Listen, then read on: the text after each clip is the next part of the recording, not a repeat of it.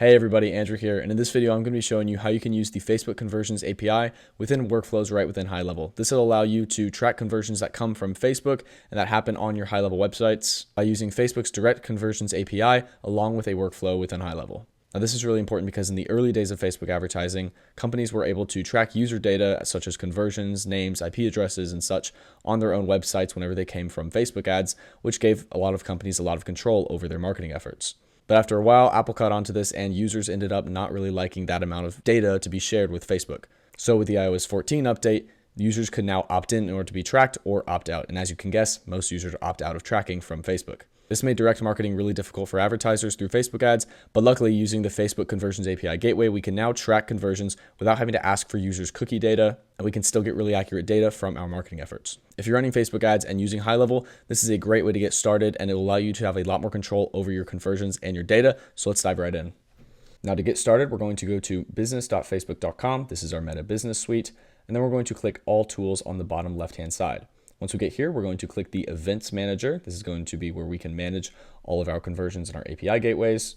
And then this is going to take us to this screen.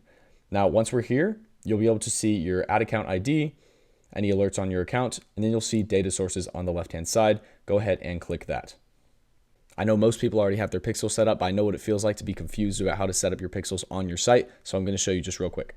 If you simply click copy code and then paste it into the header of your website, then you'll be able to install the Facebook pixel onto your site. This is essentially what allows Facebook to read events on your site.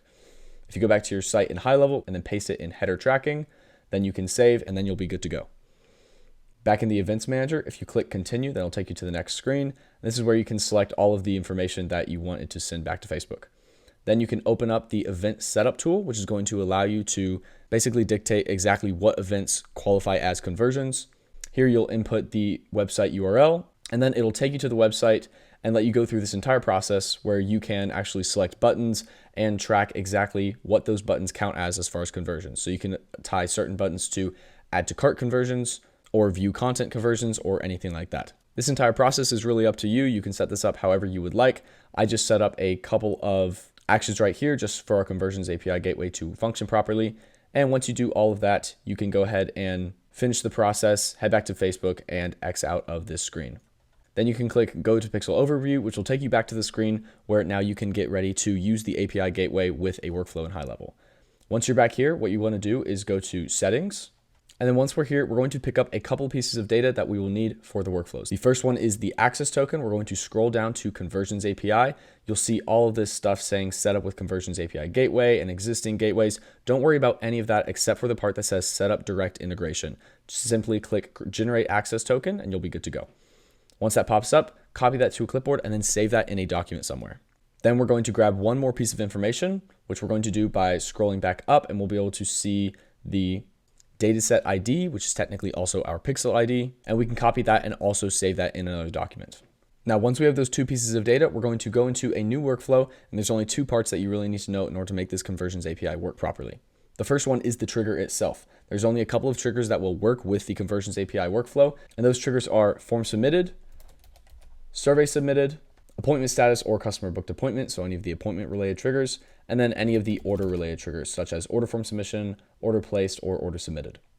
We're going to use form submitted, and we're going to select it as an opt-in form that we have set up on our site that we have our pixel set up on.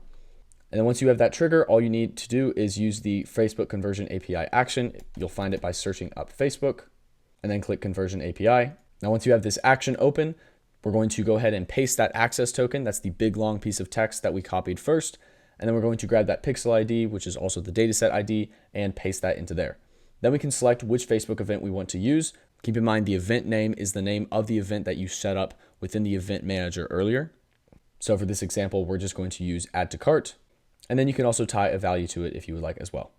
At the bottom, you'll also see a test code. So you can put in a test code if you would like to test this a couple times and make sure that your conversions gateway is working. This test code you will find back in our pixel settings at test events. Just click confirm servers are set up correctly and you'll see that test code right there. And then you can copy that and throw that into the workflow if you would like to use this as a test rather than setting it live.